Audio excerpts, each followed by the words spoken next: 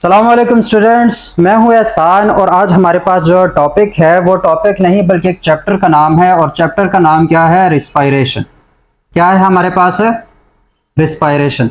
सो आज के जो लेक्चर में हम जो सेकंड ईयर की बायोलॉजी है उसको हम शुरू करने जा रहे हैं और उसका सबसे जो पहला चैप्टर है रिस्पायरेशन के हवाले से वो आज हमारे साथ पास जो है वो शुरू होने वाला है। तो आज के लेक्चर में हम जस्ट उसके एक इंट्रोडक्शन के उस चैप्टर में क्या क्या है, उसमें क्या इंपॉर्टेंट चीज़ें है, चैप्टर किस हवाले से है, क्या क्या उसमें हम पढ़ने जा रहे हैं, उसकी चीज़ के बारे में आज हमारे पास जो लेक्चर है वो होने वाला है। सबसे पहले हम देखो फेडरल बोर्ड को जो बुक है, जो टेक्स्ट बुक है, हम उसी को फॉलो कर रहे हैं और उसी के मुताबिक अगर चैप्टर आ रहे हैं, कोई कंसेप्ट वगैरह आ रहे हैं तो उसी को हम फॉलो करके आगे बढ़ रहे हैं। तो आज हमारे पास सबसे पहला जो चैप्टर है, चैप्टर का नाम क्या है? रिस्पायरेशन। अब रिस्पायरेशन क्या बला है, इसमें इंपॉर्टेंट मतलब मेजर जो हमारे पास टॉपिक्स हैं वो क्या होने वाले हैं, या किस किस तरह के टॉपिक्स, थोड़े जो नो हाउ होनी चाहिए कि भाई हम इस चैप्टर में एक्चुअली में क्या करने वाले, वो चीज़ काफ़ी इंपॉर्टेंट हो। जब आपके जहन में एक कॉन्सेप्ट हो, एक हमारे पास कॉन्सेप्ट आर्ट बना हो कि यार इस चैप्टर में हमने ये चीज़ें तकरीबन कवर करनी है, तो फिर उसको समझना जो है वो ईजी हो जाता है। तो सबसे पहले हमने क्या करना है, हमने रिस्पायरेशन को स्टार्ट कर रहे हैं। तो रिस्पायरेशन का मतलब क्या है? अब ये जो रिस्पायरेशन है, रिस्पायरेशन देखो दो तरीकों से जो है वो यूज होता है हमारे बायोलॉजी में। एक रिस्पायरेशन अगर तुम लोग याद करो फर्स्ट ईयर के जो बायोएनर्जेटिक्स का चैप्टर था, तो वहां पे हमने एक वर्ड यूज किया था सेल्यूलर रिस्पायरेशन। ठीक है, जिसमें बड़े मुश्किल मुश्किल से टॉपिक्स है वो, जिसमें ग्लाइकोलाइसिस थी, जिसमें क्रेब्स साइकिल था, जिसमें इलेक्ट्रॉन ट्रांसपोर्ट चेन था, वो सारे भी क्या थे? वो भी हमारे पास सेल्यूलर रिस्पायरेशन है। वो भी क्या हमारे पास है? Cellular respiration. लेकिन वो रिस्पायरेशन थोड़ी सी और होती है। जो चैप्टर हमारे पास ये वाला है, रिस्पायरेशन का चैप्टर है, जो सेकंड ईयर का पहला चैप्टर है, वो रिस्पायरेशन थोड़ी सी और होती है। ठीक है, तो जो रिस्पायरेशन है वो हमारे पास असल में अगर हम इसको आम लफ्जों में कहें तो जो हम सांस ले रहे होते हैं, ये जो अमल तनफ़ुस होता है, सांस लेने का जो अमल होता है, इसको बोलते हैं रिस्पायरेशन। इसको क्या बोलते हैं? रिस्पायरेशन। तो रिस्पायरेशन को शुरू करने में याद रखना, पहले सबसे पहले हमें इस चीज को देखना है कि वो वाला रिस्पायरेशन जो कि हम चैप्टर बायोएनर्जेटिक्स के चैप्टर में पढ़ रहे थे, सेल्यूलर रिस्पायरेशन में, उसमें और एक जो ये वाला रिस्पायरेशन में, इसमें फर्क क्या है? तो सबसे पहले देखो, याद रखना रिस्पायरेशन की दो टाइप्स होती है। क्या है हमारे पास? दो टाइप्स हैं। एक वो वाली रिस्पायरेशन जो सेल के अंदर होती है। क्या होती है? जो सेल के अंदर होती है, मतलब हमारे हर सेल के अंदर रिस्पायरेशन होती है, वो एक अलग रिस्पायरेशन है। उसको बोलते हैं इंटरनल रिस्पायरेशन। उसको क्या बोलते हैं? Internal respiration. इंटरनल रिस्पायरेशन या इसका एक दूसरा नाम है सेल्यूलर रिस्पायरेशन। दूसरा नाम इसका क्या है? Cellular respiration. ऐसी रिस्पायरेशन जो कि सेल्यूलर लेवल पे होती है, हर सेल के अंदर होती है, सेल के अंदर होती है, उसको बोलते हैं इंटरनल रिस्पायरेशन या फिर सेल्यूलर रिस्पायरेशन। और ये जो सेल्यूलर रिस्पायरेशन है या जो इंटरनल रिस्पायरेशन है, अगर थोड़ा सा रिकॉल करो, क्योंकि अभी तुम लोग सेकंड ईयर में हो, इट्स मीन फर्स्ट ईयर जो तुम लोगों को हो चुका है, तो उस फर्स्ट ईयर में अगर हम सेल्यूलर रिस्पायरेशन को थोड़ा सा रिकॉल करते हैं तो वहां पे हम देखते हैं कि एक ग्लूकोज या इस तरह का एक बड़ा मॉलिक्यूल है, वो शुरू में स्टार्ट उसी से होता है, फिर वो टूटते टूटते टूटते टूटते आखिर में जाके वो CO2 और H2O में कन्वर्ट हो जाता है और हमें एनर्जी मिल जाती है। So that is cellular respiration. अब अगर उस सेल्यूलर रिस्पायरेशन को मैं थोड़ा सा रिकॉल करता हूं तो देखो हमने क्या कंसीडर किया था? ग्लाइकोलाइसिस में सबसे पहले ग्लूकोज कंसीडर हुआ था। क्या कंसीडर हुआ था? ग्लूकोज। उस ग्लूकोज को बाद में ऑक्सीजन मिली। ऑक्सीजन कहां मिली? क्रेब्स साइकिल में उसको मिली थी। जो भी, हम उसको चीज को नहीं डिस्कस कर रहे। और उस ऑक्सीजन के मिलने के बाद यही ग्लूकोज हमारे पास CO2 और H2O में कन्वर्ट हो गया था और साथ में हमें एनर्जी मिल गई थी। क्या मिल गई थी? एनर्जी किस फॉर्म में मिली थी? एनर्जी हमें मिली थी ATP के फॉर्म में। थोड़ा सा रिकॉल हो गया होगा। तो यहाँ पे एक चीज अगर हम गौर से देखते हैं तो ग्लूकोज क्या है? ग्लूकोज हमारे पास एक कॉम्प्लेक्स मॉलिक्यूल है। क्या है हमारे पास? एक कॉम्प्लेक्स है या एक मेजर मॉलिक्यूल है, बड़ा मॉलिक्यूल है। वो टूटा है हमारे पास कार्बन डाइऑक्साइड और H2O में। ये सिंपल है, ये स्मॉलर मॉलिक्यूल है। क्या है? स्मॉलर मॉलिक्यूल्स हैं, सिंपल मॉलिक्यूल्स हैं। दूसरा नाम इसका क्या होगा? सिंपल। तो अब इस इंटरनल रिस्पायरेशन में क्या हुई कि जो ग्लूकोज है वो ऑक्सीजन की मौजूदगी में CO2 में कन्वर्ट हुआ, H2O में कन्वर्ट हुआ और एनर्जी ऑब्टेन हुई है। यहाँ पे कॉम्प्लेक्स मॉलिक्यूल की ब्रेक डाउन हुआ है, कॉम्प्लेक्स मॉलिक्यूल टूटा है और सिंपल मॉलिक्यूल बने हैं। तो याद रखो मेटाबॉलिज्म में देखो हमने दो तरह की चीजें देखी थी कि कुछ रिएक्शन कैटाबॉलिक रिएक्शंस होते हैं। कैटाबॉलिक रिएक्शंस क्या है, जिसमें बड़े मॉलिक्यूल्स टूटते हैं और छोटे मॉलिक्यूल्स बन रहे होते हैं, जिसमें पॉलीमर टूटता है और मोनोमर्स बन रहे होते हैं, तो वो हमारे पास क्या था, कैटाबॉलिक रिएक्शन। और एक हमारे पास एनाबॉलिक रिएक्शन थे जिसमें छोटे छोटे मॉलिक्यूल्स मिलकर एक बड़ा मॉलिक्यूल बना रहे थे, जिसमें क्या है कंडेंसेशन, जैसे वो अमीनो एसिड या मोनोसैकेराइड्स वो आपस में मिलते थे और उनके मिलने से एक बड़ा हमारे पास कहीं पे जाके क्या बन रहा होता था, कभी वो हमारे पास बन रहा होता था सेल्यूलोज बन रहा होता था, कभी स्टार्च बन रहा होता है, कभी कई किस्म के प्रोटीन्स बन रहे होते हैं। तो वो सारा सीन, तो एक एनाबॉलिक रिएक्शन, एक कैटाबॉलिक रिएक्शन। तो अगर यहां हम गौर से देखते हैं तो ग्लूकोज टूट रहा है छोटे मॉलिक्यूल्स में, बड़ा मॉलिक्यूल छोटे मॉलिक्यूल्स में टूट रहा है और एनर्जी अपटेन हो रही है। इस तरह का रिएक्शन होता है कैटाबॉलिक रिएक्शन। तो इसका मतलब क्या हुआ कि जो इंटरनल रिस्पायरेशन है वो भी हमारे पास कैटाबॉलिक रिएक्शन है, वो भी क्या है हमारे पास, कैटाबॉलिक रिएक्शन है। कैटाबॉलिक रिएक्शन का मतलब क्या है कि जो इंटरनल रिस्पायरेशन है वो हमारे पास उसमें बड़े मॉलिक्यूल जैसे कि ग्लूकोज है या हम कोई अमीनो एसिड है, तो वो भी किसी न किसी जगह चाहे ग्लाइकोलाइसिस के स्टेप्स में फॉल करे या ऑक्सीडेशन के स्टेप में फॉल करे, लेकिन कई जो कुछ भी हम खाते हैं वो उसमें क्या है कि बड़े मॉलिक्यूल छोटे मॉलिक्यूल्स में कन्वर्ट हो रहे होते हैं। तो इंटरनल रिस्पायरेशन क्या है, या जो सेल्यूलर रिस्पायरेशन है वो एक कैटाबॉलिक रिएक्शन है जिसमें बड़े मॉलिक्यूल्स टूटते हैं किसमें, छोटे मॉलिक्यूल्स में, और उससे हमें क्या एनर्जी हासिल होती है, एनर्जी, उसमें क्या हासिल होती है, एनर्जी। एक तो ये रिस्पायरेशन हो गया। इस चैप्टर में हम इस रिस्पायरेशन को नहीं देखने वाले, टेंशन ना लो, ये हम पहले ही देख चुके हैं बायोएनर्जेटिक्स वाले चैप्टर में, ठीक है, तो इसको हम नहीं देखने वाले। दूसरे रिस्पायरेशन है उसको बोलते हैं एक्सटर्नल रिस्पायरेशन। दूसरा क्या है हमारे पास, एक्सटर्नल रिस्पायरेशन। पहला हमारे पास इंटरनल था, दूसरा हमारे पास क्या हुआ, एक्सटर्नल रिस्पायरेशन। एक्सटर्नल रिस्पायरेशन का एक दूसरा नाम है, मतलब एक रिस्पायरेशन सेल्यूलर लेवल पे हो रही होती है या हमारे अंदर, आप एक्सटर्नल रिस्पायरेशन भी एक्चुअली हमारे अंदर ही हो रही होती है, लेकिन सेल्यूलर लेवल पे नहीं हो रही होती।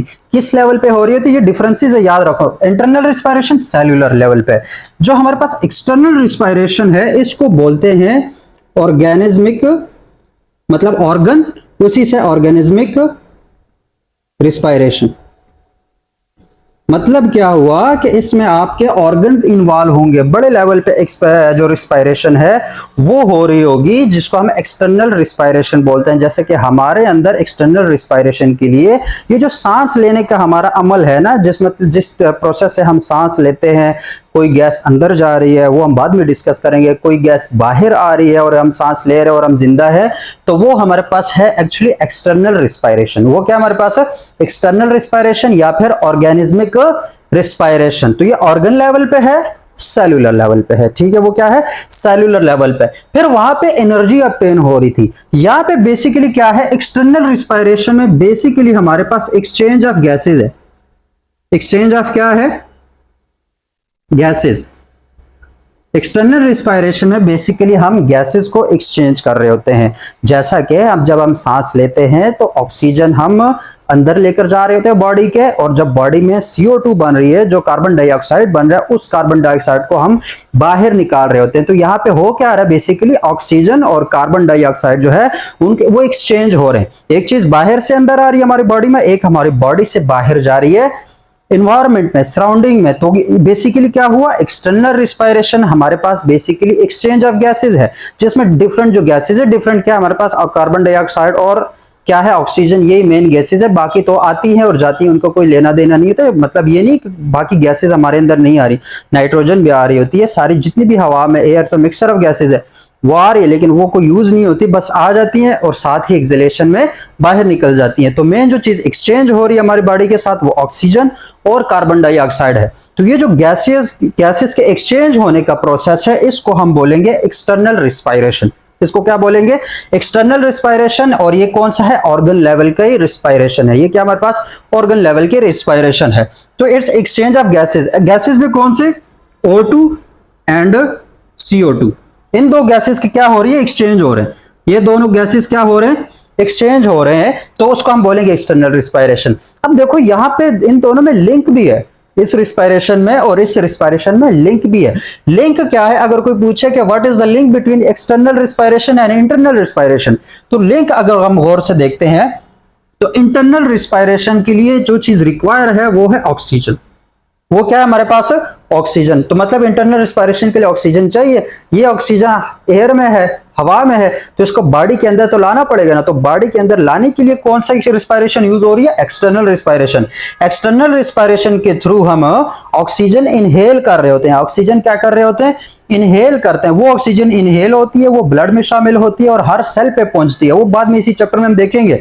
तो वो हर सेल पे पहुंचती है, तो यहां पे इंटरनल रिस्पायरेशन के लिए ऑक्सीजन अवेलेबल हो जाती है। क्या हो जाती है? अवेलेबल हो जाती है। इसी तरीके से इस इंटरनल रिस्पायरेशन के रिजल्ट में एक गैस है जो कि रिलीज हो रही है, CO2, कार्बन डाइऑक्साइड गैस। अब ये कार्बन डाइऑक्साइड गैस हमें रिक्वायर नहीं है, इसको हमने खत्म करना है, इसको फना करना है, इसको खारिज करना है।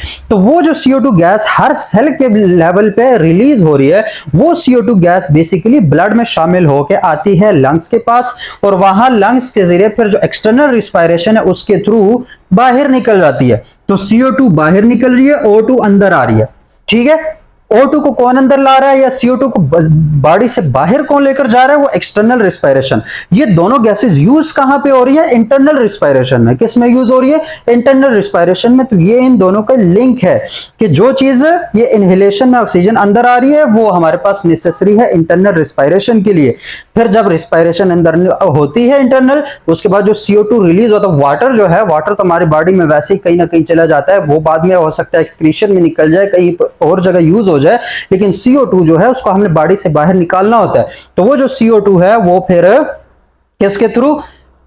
एक्सटर्नल रिस्पायरेशन के थ्रू रिलीज हो जाती है। और ये CO2 जो है या O2 ब्लड में कैसे शामिल हो रही है, हम ऑलरेडी जो हार्ट वाला चैप्टर है, जो सर्कुलेशन वाला चैप्टर है, उसमें ये फर्स्ट ईयर में देख चुके हैं कि वो ब्लड बेसिकली काम क्या कर रहा होता है, जिसमें एक ऑक्सीजनेटेड ब्लड है और एक डीऑक्सीजनेटेड ब्लड है। तो क्वेश्चन वहीं से उठता है कि भाई ब्लड ऑक्सीजनेटेड कैसे हो रहा है और डीऑक्सीजनेटेड कैसे हो रहा है, मतलब उसमें ऑक्सीजन आ कैसे रही है और जा कैसे रही है। तो वो सारा ये जो निजाम है ना हमारा, ये बड़ा इंटरकनेक्टेड निजाम है। तो ये हमारे पास बेसिकली डिफरेंसेस है between internal respiration and external respiration. ये तो था हमारे पास कि जस्ट रिस्पायरेशन क्या बला है। ठीक है, ये इसके बारे में था कि एक इंटरनल क्या होती है और एक्सटर्नल रिस्पायरेशन क्या होती है। इसके बाद इस चैप्टर में जो 4 हमारे पास जो मेजर टॉपिक्स हैं जिनको हम आगे डिस्कस करना है, मुख्तलिफ मतलब हमारे पास उसके पार्ट्स होंगे, मुख्तलिफ उसमें लेक्चर्स के नाम होंगे, लेकिन हमने 4 हमारे पास मेजर टॉपिक्स हैं जिनको हमने डिस्कस करना है। और वो क्या है हमारे पास, डिस्कस कर लेते हैं कि कौन कौन से मेजर 4 टॉपिक्स हैं। ठीक है, होप सो कि आप लोगों को यह पता चल गया है कि इंटरनल रिस्पायरेशन और एक्सटर्नल रिस्पायरेशन में फर्क क्या है, दोनों क्या बलाएं हैं और दोनों का आपस में ताल्लुक क्या है। ये चीज पता लग गई तो उसके बाद आप इस चैप्टर को समझना इजी हो जाता है कि ये जितना भी चैप्टर है ना, आगे जितना भी हम ये चैप्टर अभी कवर करने जा रहे हैं उसमें सारे एक्सटर्नल रिस्पायरेशन है। क्या है? एक्सटर्नल रिस्पायरेशन है। तो सबसे पहले हमारे पास जो इंपॉर्टेंट टॉपिक है, हमारे पास सबसे पहला टॉपिक है प्रॉपर्टीज। क्या है हमारे पास? Properties of respiratory surface.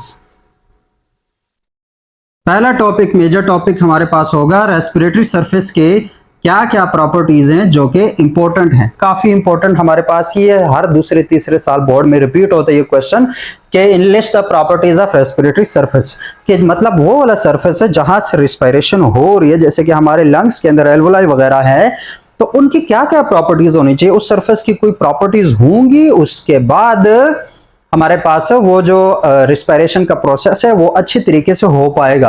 तो वो क्या क्या प्रॉपर्टीज वो आज हम डिस्कस नहीं करने वाले, उसके लिए अलग से लेक्चर होगा। लेकिन सबसे पहला मेजर टॉपिक क्या है कि प्रॉपर्टीज ऑफ रेस्पिरेटरी सरफेस क्या है, सबसे पहले हमने वो देखना होगा। उसके बाद हमारे पास है दूसरा जो हमारे पास मेजर टॉपिक है वो है human respiratory system. Human respiratory system एक हमारे पास इंपॉर्टेंट ये वाला टॉपिक है। एक क्या है हमारे पास? प्रॉपर्टीज, दूसरा ह्यूमन रेस्पिरेटरी सिस्टम इंपॉर्टेंट होगा, तीसरा हमारे पास होगा transport of gases. Transport of gases, कि गैसेस जो है, ये जो CO2 O2 है वो कैसे ट्रांसपोर्ट होती है। और आखिरी टॉपिक होगा हमारे पास क्या है? Respiratory system disorders. Respiratory disorders. Disorders का मतलब क्या है, कौन कौन सी बीमारियां हैं जो कि रिलेटेड होंगी हमारे पास रेस्पिरेटरी सिस्टम से, रेस्पिरेशन से रिलेटेड कौन कौन सी है। तो ये चार हमारे पास मेजर टॉपिक्स हैं जिनको हम इस पूरे चैप्टर में डिस्कस करेंगे। सबसे पहला हमारे पास होगा properties, properties of respiratory system. क्या क्या प्रॉपर्टीज है, बुक में 5 प्रॉपर्टीज है, काफी इंपॉर्टेंट प्रॉपर्टीज है, उसको हम अलग से लेक्चर में डिस्कस करेंगे। दूसरा है हमारे पास जो दूसरा मेजर है, ये मतलब ये कोई एक एक लेक्चर इस पे नहीं होगा, बिलफर्ज इस पे एक लेक्चर है, इस पे एक से ज्यादा लेक्चर होने वाले हैं, इस पे एक से ज्यादा लेक्चर होने वाले हैं, इस पे भी एक से ज्यादा लेक्चर होने वाले हैं। सो तुम लोगों को पता होना चाहिए कि क्या क्या किस तरीके से हमने पढ़ना है। दूसरा है हमारे पास human respiratory system. Human respiratory system मतलब इंसानों के अंदर रेस्पिरेटरी सिस्टम के लिए कौन कौन से ऑर्गन है, कौन सा प्रोसेस है, क्या सारी चीजें हैं, वो हमने देखनी है। जैसे कि जो ह्यूमन रेस्पिरेटरी सिस्टम है ये आगे डिवाइड होगा 2 पार्ट्स में। कितने पार्ट्स में? 2 पार्ट्स में। एक इसमें हमारे पास है अपर रेस्पिरेटरी ट्रैक्ट, क्या है यूआरटी, अपर रेस्पिरेटरी ट्रैक्ट, वो हम आगे देखेंगे। एक हमारे पास लोअर रेस्पिरेटरी ट्रैक्ट है, ठीक है। एक अपर है, अपर का मतलब क्या है, अब अपर ये जो गले से ऊपर आपका रेस्पिरेटरी ट्रैक्ट है, मतलब आपके नोज से गैसेस अंदर जाती हैं फिर गले तक आती हैं, ठीक है। तो यहां तक ये अपर रेस्पिरेटरी ट्रैक्ट है। फिर यहां से जब नीचे जाती है वो लोअर रेस्पिरेटरी ट्रैक्ट है। तो अब हमारे पास अपर रेस्पिरेटरी ट्रैक्ट में हमारे पास इंपॉर्टेंट क्या है, एक है नोज, नाक, ठीक है। सबसे मतलब रेस्पिरेटरी सिस्टम का जो एक्सटर्नल ऑर्गन है जो कि डायरेक्ट सराउंडिंग के साथ या एनवायरनमेंट के साथ रिलेट कर रहा है, उसको फेस कर रहा है, वो हमारे पास नोज है। वो क्या है हमारे पास, नॉस्ट्रल्स या नोज, उसका आगे 1 बाय 1 हम देखेंगे। लेकिन सबसे पहले अपर रेस्पिरेटरी ट्रैक्ट में क्या है, नोज। उसके बाद है हमारे पास फेरिंक्स। क्या है हमारे पास, फेरिंक्स। तो एक हमारे पास क्या है, नोज, एक हमारे पास फेरिंक्स। ये दोनों किस में फॉल कर रहे हैं, ये दोनों फॉल कर रहे हैं यूआरटी में, अपर रेस्पिरेटरी ट्रैक्ट। ये नोज है जो अंदर तक जाएगा, ठीक है, अब बाद में डिस्कस करेंगे। उसके नीचे फिर उसका फेरिंक्स होता है। और याद रखना, याद आ भी रहा होगा कि यही फेरिंक्स जो है वो आप लोगों का डाइजेस्टिव सिस्टम के साथ भी कनेक्टेड है। कौन सा, नोज और फेरिंक्स। तो फेरिंक्स जो है वो दोनों का कॉमन है, डाइजेस्टिव सिस्टम का भी और रेस्पिरेटरी सिस्टम का भी, देखेंगे बाद में। तो यूआरटी में ये 2 इंपॉर्टेंट चीजें। एलआरटी में जो है लोअर रेस्पिरेटरी ट्रैक्ट में, उसमें फेरिंक्स से नीचे जाओ, फेरिंक्स से नीचे क्या मिलेगा आपको, लैरिंक्स। क्या मिलेगा, लैरिंक्स। मतलब ये लैरिंक्स आ गई, लैरिंक्स के बाद ये नीचे आएगी ट्रैकिया, यहां तक ट्रैकिया आ जाएगी। ट्रैकिया के बाद ब्रोंक्यूल्स है, ब्रोंक्यूल्स के बाद फिर ब्रोंकाई है, ब्रोंकाई के बाद ब्रोंक्यूल्स है, उसके बाद एल्वुलर डक्ट्स है और उसके बाद एल्वुलाई है। ये सारी चीजें क्या है, ये आपकी लोअर रेस्पिरेटरी ट्रैक्ट में फॉल करेंगी। क्या क्या है, लैरिंक्स हो गया, ट्रैकिया हो गया हमारे पास, उसके बाद क्या है, ब्रोंकाई है, क्या हमारे पास ब्रोंकाई है, उसके बाद ब्रोंक्यूल्स हैं। देखेंगे 1 बाय 1 कि क्या चीजें, ब्रोंक्यूल्स हैं, उसके बाद एल्वुलर डक्ट्स हैं और फिर क्या, एल्वुलाई है। क्या है हमारे पास, एल्वुलाई। तो ये सारी चीजें आपकी किस में फॉल करी है, लोअर रेस्पिरेटरी ट्रैक्ट में। अपर में सिर्फ नोज और फेरिंक्स है, लोअर में आपके larynx, trachea, bronchi, bronchioles, alveolar ducts और एल्वुलाई। ये सारे डिफरेंट स्ट्रक्चर्स हैं आप लोगों के, हर इंसान के अंदर ये डिफरेंट स्ट्रक्चर्स हैं जो रेस्पिरेटरी सिस्टम से ताल्लुक रखते हैं, ठीक हो गया। तो ये हमारे पास क्या है, इसको हम पढ़ेंगे ह्यूमन रेस्पिरेटरी सिस्टम में। इसको किस चीज में पढ़ेंगे, ह्यूमन रेस्पिरेटरी सिस्टम में। उसके बाद ह्यूमन रेस्पिरेटरी सिस्टम में एक और चीज इंपॉर्टेंट है, वो है external structure of lungs. External structure of lungs, ये जो आपके फेफड़े हैं, जो लंग्स हैं, उसका एक्सटर्नल स्ट्रक्चर क्या है। ये जो 2 फेफड़े आपके इधर गए होते हैं, हर खांसी के शरबत के ऊपर, सिरप के ऊपर क्या है, आपको फेफड़े नजर आ रहे होते हैं। तो उसका क्या लेना देना है, तो वो जो फेफड़े हैं, मतलब ये जो लंग्स हैं, वो यहीं से शुरू हो जाते हैं। ब्रोंकाई के बाद जो है ना, ये तीनों जो चीजें हैं ये लंग्स के अंदर हैं, ये उसके इंटरनल पार्ट्स हैं। ब्रोंक्यूल्स हो गए, एल्वुलर डक्ट्स हो गए, एल्वुलाई हो गए, ये तीनों क्या है, इंटरनल स्ट्रक्चर ऑफ लंग्स में आता है। फिर बाहर से लंग्स कैसे दिख रहा होता है, उसके लोब कौन कौन से हैं, वो एक्सटर्नल स्ट्रक्चर ऑफ लंग्स में फॉल करेगा। तो ये भी इंपॉर्टेंट है ह्यूमन रेस्पिरेटरी सिस्टम से रिलेटेड। उसके बाद एक और है हमारे पास, वो क्या है, वेंटिलेशन। क्या है हमारे पास, वेंटिलेशन। ये टॉपिक भी ह्यूमन रेस्पिरेटरी सिस्टम में फॉल करेगा। वेंटिलेशन क्या है, आम लफ्जों में इसको ब्रीथिंग बोलते हैं, सांस जो ले रहे होते हो तुम, उसको बोलते हैं वेंटिलेशन। उसको क्या बोलते हैं, वेंटिलेशन। तो वो वेंटिलेशन, हम जब सांस लेते हैं तो हमारे लंग्स के अंदर या हमारे रेस्पिरेटरी सिस्टम के अंदर क्या क्या तब्दीलियां रूनुमा होती हैं। जब सांस बाहर निकालते हैं तो क्या क्या तब्दीलियां रूनुमा होती है, किस तरीके से हवा अंदर जाती है, किस तरीके से हवा बाहर जा रही है, वो सारे आपकी ब्रीथिंग प्रोसेस में आती है, तो वो वेंटिलेशन में फॉल करेगा। इसी से रिलेटेड फिर एक और टॉपिक आएगा आपका, और वो है हमारे पास रेस्पिरेटरी वॉल्यूम्स। काफी इंपॉर्टेंट टॉपिक है respiratory volumes.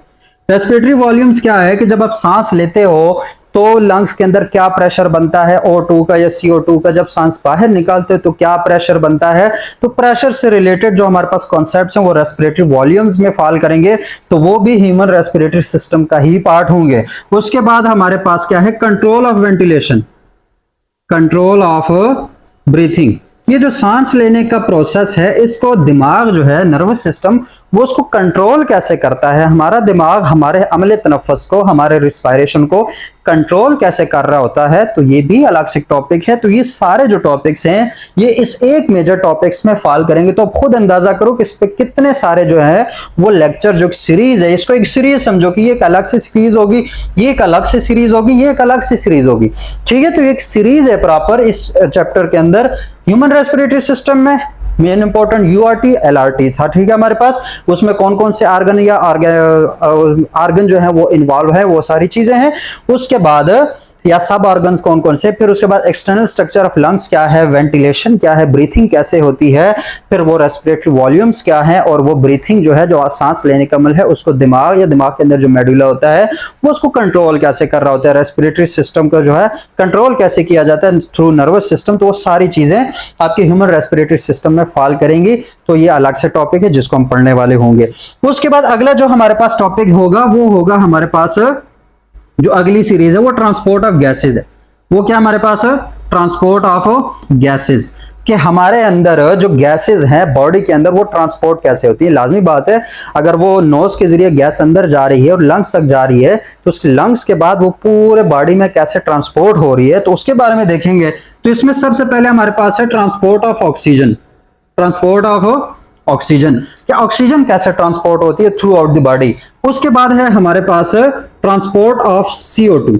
Transport of CO2 काफी इंपॉर्टेंट हमारे पास ये सीरीज होगी। ऑक्सीजन कैसे ट्रांसपोर्ट होती है, कार्बन डाइऑक्साइड कैसे ट्रांसपोर्ट होती है, बड़े मतलब ये कंसेप्चुअल चीजें और बड़े मजे की चीजें, क्योंकि हमारे अंदर है, ह्यूमन के अंदर है। इसमें हम प्लांट्स या कोई बैक्टीरिया या कोई उन चीजों को डिस्कस नहीं कर रहे, हम खुद को ही डिस्कस कर रहे हैं। तो ये बड़े इंपॉर्टेंट और बड़े मजे की बायोलॉजी है जो सेकंड ईयर की है।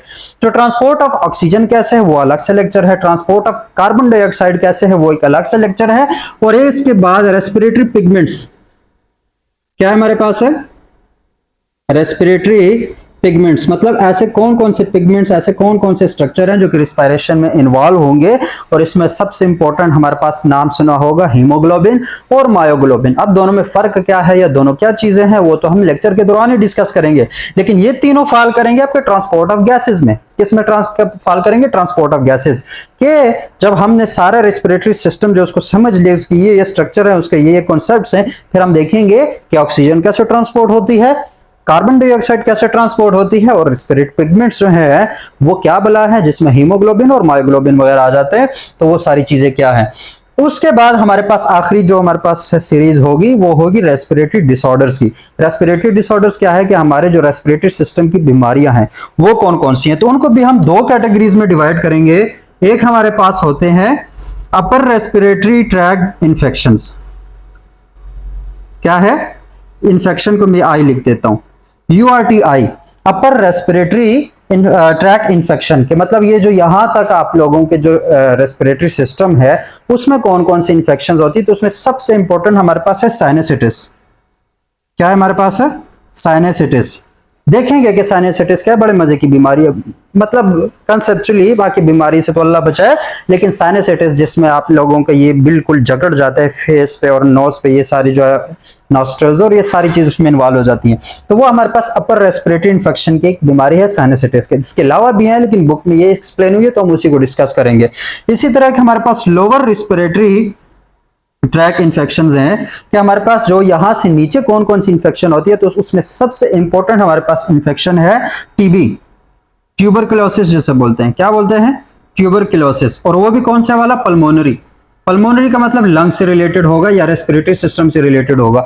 तो लोअर रेस्पिरेटरी में इंपॉर्टेंट हमारे पास टीबी है, अपर में हमारे पास क्या है, साइनसाइटिस। ये दो डिसऑर्डर्स हैं। उसके बाद एक तीसरी डिसऑर्डर है जो कि लंग से रिलेटेड है और इसको हम बोलते हैं लंग्स कैंसर। क्या बोलते हैं? Cancer, lungs cancer. के ये जो फेफड़ों का कैंसर होता है वो कैसे होता है, किस वजूहत से होता है, क्या उसमें सीन होता है, तो वो हमारे पास वो भी रेस्पिरेटरी डिसऑर्डर में ही फॉल करेगा। तो ये तीन बड़ी बीमारियां हैं। साइनसाइटिस को हम डिस्कस करेंगे, हम ट्यूबरकुलोसिस को डिस्कस करेंगे और हम लंग कैंसर को डिस्कस करेंगे। उसके बाद सबसे आखिरी हमारे पास टॉपिक आता है और वो आता है जो सुट्टे लोग लगा रहे होते हैं उनके लिए है कि इफेक्ट्स ऑफ स्मोकिंग क्या है। स्मोकिंग से हमारे रेस्पिरेटरी सिस्टम पे क्या इफेक्ट होता है उसके बारे में हम देखेंगे कि क्या उसके हमारे पास ऐसे नुकसानात है जिसको जो स्मोकिंग से मना किया जाता है। तो वो सुट्टाबाजों के लिए वो वाला जो टॉपिक है वो उनके लिए काफी इंपॉर्टेंट है और इस तरीके से हमारा पूरा जो चैप्टर है वो यहाँ पे आके एंड हो जाता है। तो ये चार हमारे पास मेजर टॉपिक्स है। तो होप सो कि आपको थोड़ी बहुत समझ आएगी कि इस चैप्टर में या इस सीरीज में हम करने क्या वाले हैं। तो मिलते हैं नए लेक्चर में एक नए टॉपिक के साथ। तब तक के लिए अपना ख्याल रखना और मुझे दुआओं में याद रखना। अल्लाह हाफिज़।